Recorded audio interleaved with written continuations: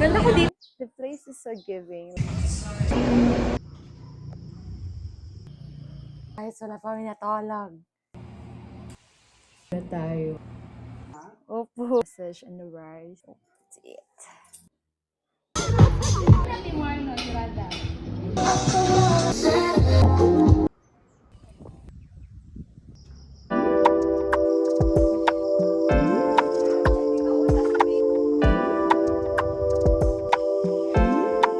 Company na construction.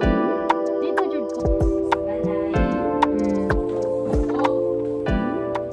Hello everyone.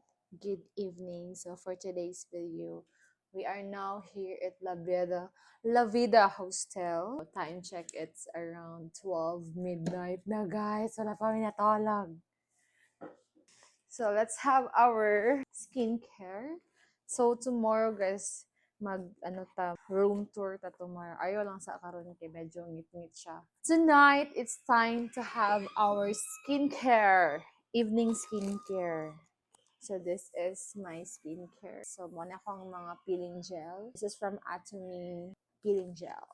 Bago lang ko nag-wash sa aking face. Tada! Actually guys, while ta nagbutang sa to ang skincare, naami karon sa La Vida Hostel for another promotion na pod sa resort. Actually guys, this is a bed and breakfast. Wala siya water activities dire or wala siya dagat, wala po siya pool. Like Airbnb lang siya, like hostel. A staycation lang din siya. Very affordable lang dire guys. Like sa imong 2,000 naka-check-in, naka-here with breakfast na siya. So, I'll put all the room rates sa description box and also diri sa kilid, ibutang na ko siya kung pila ni ang mga rates nila diri. Accessible lang po siya guys, kaya doon lang siya sa City Hall of Samao Island. Pero medyo mga 15 to 20 minutes siya gikan sa barge. Pero nice diri guys kay along the way sa mga side niya na ay mga dagat. Tapos sa unahan na siya dagat dira pero I don't know if maliguan ba siya or pwede ba maligo dito. So, tomorrow mag-room tour ta and also let's check po sa other rooms nila and also silang pavilion. Actually guys, nasa sila yung pavilion dire at the same time exhibit. So, dili lang siya usual na pavilion, naapot siya sa palibot niya na ay mga arts, na ay mga paintings. Late man gud binag-abot diri guys, like gabi na jud so wala na ko kaayo na show sa inyo, ha. This hostel is near lang siya sa Discovery. Doon ba te or unahan pagamay? Ay layo-layo di ay. Ang mas dool diri. Dolag Villarosal. So, dahil mga lain po resort guys. So, kung gusto ninyo mag-visit o mga lain resort or gusto ninyo maghagimit or gusto ninyo mag-adtog laing dagat, pwede kayo mong gawas lang diri anytime. Kaya wala mang good dagat diri, wala po pool. So, just a hostel lang jud na nyo mastihan. So, di-wash nyo na ko siya. Water. This is my face after the peeling gel. Atomy cream, Hydra Brightening. That's or peel off mask guys. Okay, dapat ginagamit lang nimo ang peel off mask. Like twice a week lang siya dapat.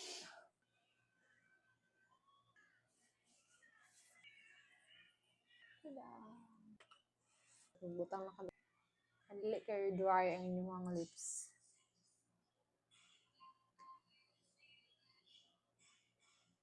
Okay. That's all my skincare, guys. Night.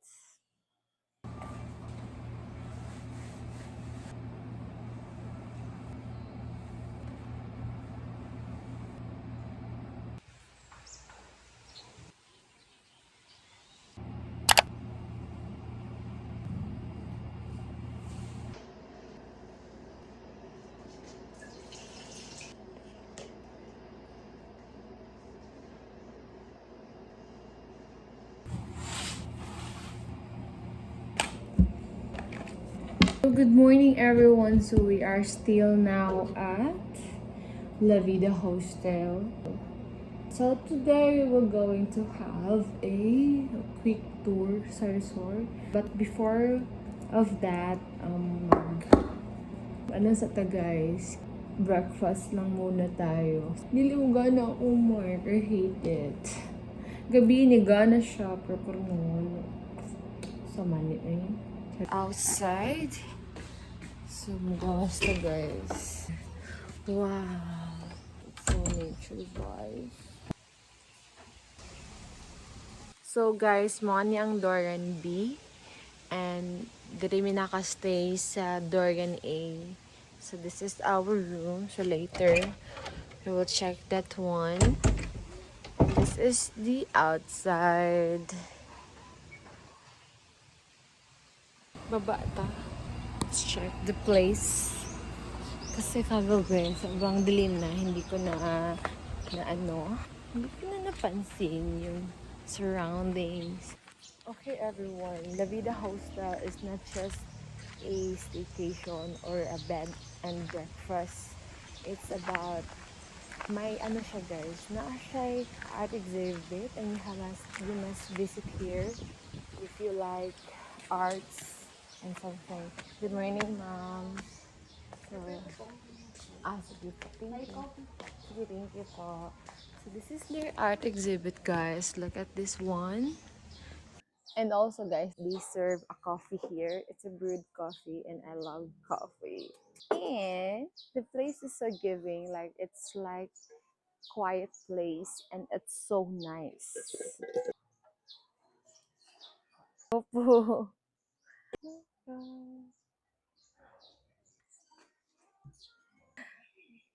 Wow. So, guys, I actually talked the owner here, Sir Nino Sepulveda. Usually, ang lahang mga guests dere o mga customer is mga foreign because foreign is really practical.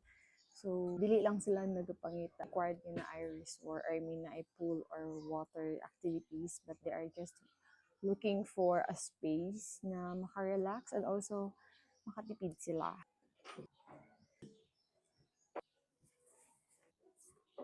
This is really a budget-friendly hostel that I've been. It starts like 1,800 pesos. So let's eat everyone. I have here a meal, a breakfast meal, in eggs, sausage, and the rice. And also I have here a mango and coffee as well. I love coffee. Let's go. Let's eat. Bon appetit, everyone. So mahangin.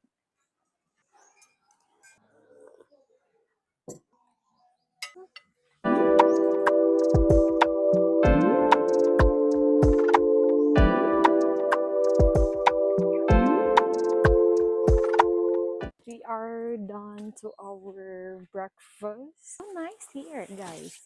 You must visit here because it's really budget friendly na hostel. Ta-da!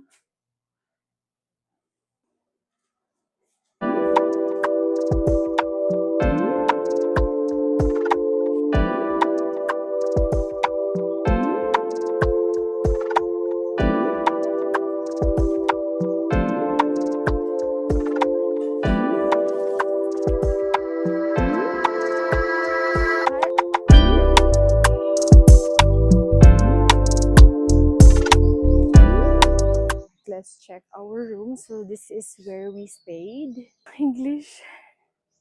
So guys, nga nung nag-English ko konti, kaya namin gina-comment sa ako ang YouTube channel na speak English daw. So, I tried my best to talk English. So this is where we stayed. This is a Dorian A. So yeah. So, it's so messy already kay kanang tawagan ni. When actually, gabi lang mi nag-arrive here. This is the vanity, the small vanity. And the chairs. It's also nice socket here, which is I like. And also I naapod sila blower. And this is the 2 bed. So pwede mo diri upat. Queen size bed ata to. Kay pwede man mo duha. Ano. And nasa table here is your baggage area. Baggage area. So, muna yung room, and this is the window. So, actually, it's so nice din pala naman, guys. And it's really affordable. Like, it's so nice. So, actually, naa si ate gabi. Ambot ko, nakakita ba mo sa video gabi na siya.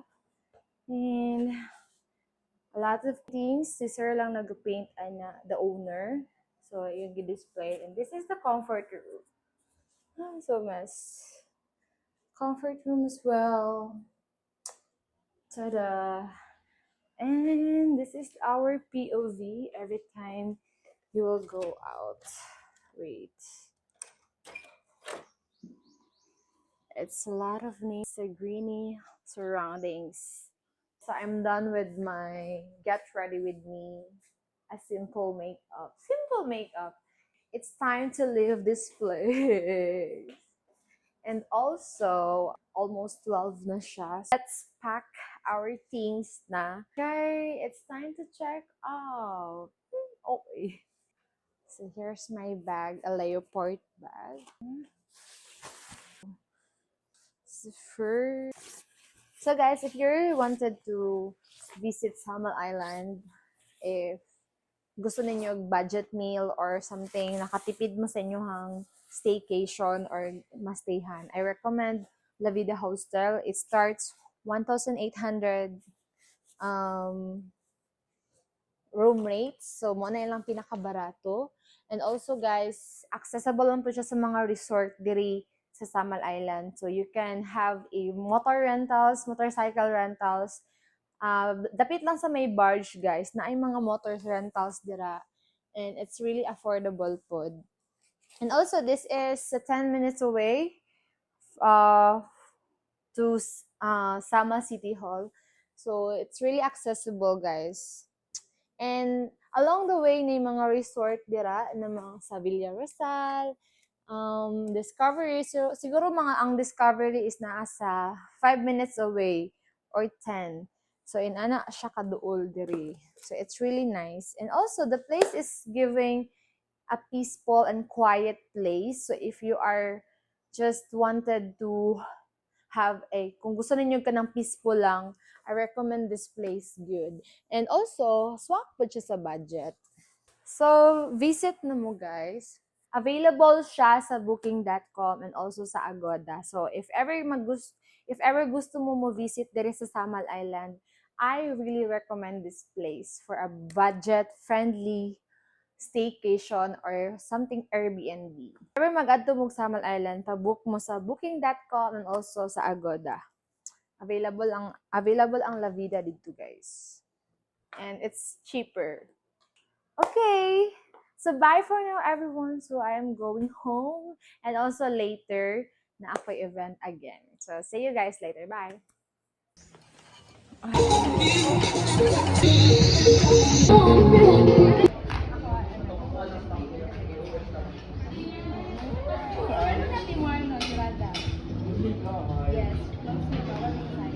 Ex niya? Kakain man to. Babae na. Oo. So, the morning, is alas 5, nagtanong-tanong, nag-ana-ana ko dito, kay parang yung mga na. Kay magdagan ko, SK. Ay! Sarap lang yun. Dala kang SK? Hindi ko dati ko, uy. Ano na build mo ka? Kay, late na ako ng tarpulin. Oo. Kunya, ang tarpulin ka na mag-resume. Yes. Baka na daw. Tama na, dito na ang tonight.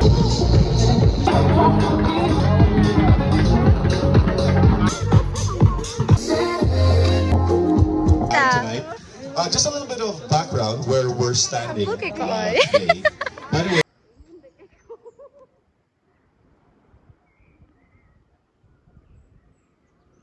One. Hindi ako ganahan ba kini oh. Yung balas kay tiba.